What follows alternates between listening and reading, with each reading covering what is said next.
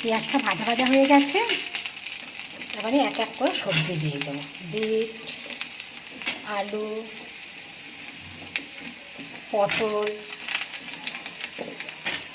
এগুলো আগে দিয়ে একটু ভেজে ভেজে নেবো, কারণ একটু সেদ্ধ হতে দেরি হয়। ওই জন্য কুমড়ো, বেগুন আর ভেন্ডি পরে দেবো।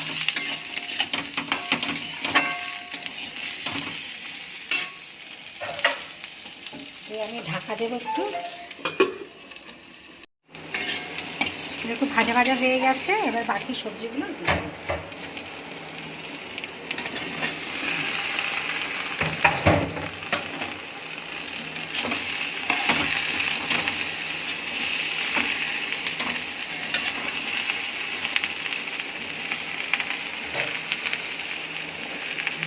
ঢাকা দিই।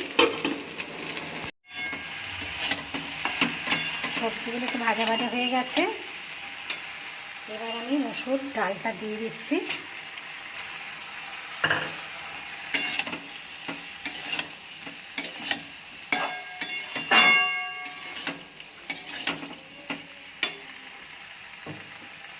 এখানে মশলা নুন, হলুদ, লঙ্কা আর জিরের গুঁড়ো দিয়ে দিচ্ছি,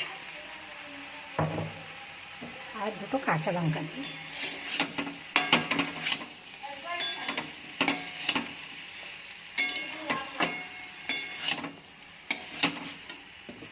ঢাকা দিই।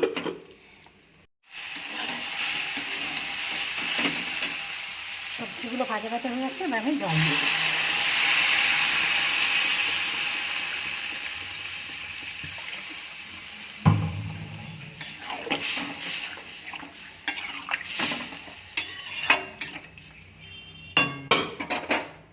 আবার ঢাকা দিয়ে দেবো।